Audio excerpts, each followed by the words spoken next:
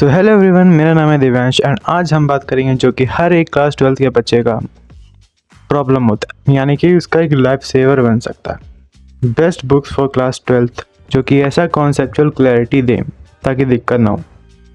अब मैं conceptual clarity की बात इसलिए कर रहा हूँ क्योंकि जो अगर क्लास अभी जो हम लोग का बैच निकला है उनसे एक बार पूछ लेना कि भैया फिजिक्स का पेपर कैसा था, तब तुम्हें रिएक्शंस मिलेंगे, तुम्हें पता चलेगा कि हम लोग का फिजिक्स का पेपर कैसा हुआ है। तो अगर जो भी पेपर हुआ फिजिक्स का हम लोग का पिछला वाला, अगर तुम उसमें कॉन्सेप्ट से पढ़ के नहीं गए थे तो उन सबको पता है कि पेपर कैसा हुआ। ठीक है, तो नेक्स्ट पेपर के लिए तैयार करने के लिए पहले से बता दे रहा हूँ।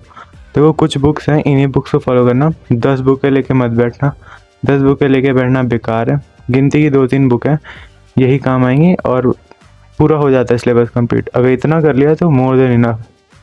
10 बुक लेके बैठोगे फालतू का टाइम वेस्ट होगा, वो कुछ नहीं। So let's start. देखो आज जो नंबर 1 बुक की बात कर रहा हूँ वो तो हम सबको पता है, एनसीईआरटी। देखो अगर तुम क्लास 12th में हो और तुमने एनसीईआरटी को प्रायोरिटी नहीं माना है, तुम दूसरे बुक सॉल्व करने में लगे हो, रेफरेंस लगे हो, तो फिर बहुत बड़ी चीज़ें भूल रहे हो। एनसीईआरटी लाइक मंदिर में सीढ़ी चढ़ने का पहला जो पैर छूते हैं ना, सीढ़ी चढ़ने पे जो पैर छूते वो एनसीईआरटी। अगर तुम एनसीईआरटी नहीं पढ़ के गए हो तो बेटा डूब जाओगे। एनसीईआरटी मस्ट है क्लास 12th में। उसकी हर एक लाइंस पढ़ो और जितने उसमें एग्जांपल्स दिए हैं वो सारे पढ़ो। डायरेक्ट क्वेश्चन आता है एनसीईआरटी से, एक भी वैल्यू चेंज नहीं होती, मैंने खुद देखे। ठीक है, एनसीईआरटी जितनी एक्सरसाइजेज है वो कंप्लीट करो एकदम बढ़िया से। एक बार में अभी भी मैं अपनी फिजिक्स की जो रफ कॉपी थी उठा लूँ तो हर एक न्यूमेरिकल एनसीईआरटी का 5-5 बार लगे हुए हैं। इस हिसाब से मैं पढ़ के गया था। एनसीईआरटी में ये होता है कि हाँ जो टॉपिक है हमें वो एकदम टू द पॉइंट मिलता है। अच्छा इतना अच्छा उसका एक्सप्लेनेशन नहीं होता जो हम लोग को समझ नहीं आता, बट एनसीईआरटी पढ़ के जाना इम्पोर्टेंट है। वो एक प्रॉपर लाइन दे देते हैं, अगर तुमने इस लाइन का मतलब नहीं पता होगा तो तुम नहीं कर पाओगे।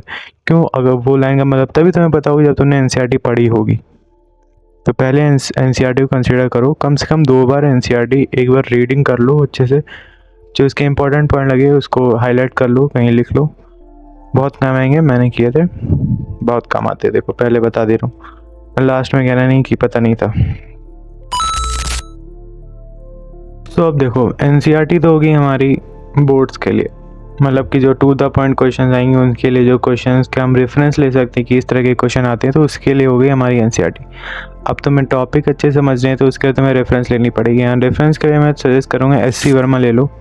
उसमें हर एक टॉपिक अच्छे से एकदम डिस्क्राइब किए गए। मेरे जो कोचिंग वाले सर थे वो भी मोस्टली एससी वर्मा या तो फिर न्यूटन रहती थी उससे पढ़ाते थे, तो उससे काफ़ी अच्छा कॉन्सेप्चुअल तुम्हें क्लैरिटी मिल जाएगा। लैंग्वेज सिंपल है, रियल लाइफ उसमें एग्जांपल दिए गए, तो इतनी यहाँ दिक्कत नहीं होती समझने में। ऊपर से न्यूमेरिकल भी एक टॉपिक पे पर्टिकुलर काफ़ी ज़्यादा दिए गए, तो काफ़ी मदद हो जाती है कॉन्सेप्ट समझने में और अच्छे से क्लैरिटी आ जाती है।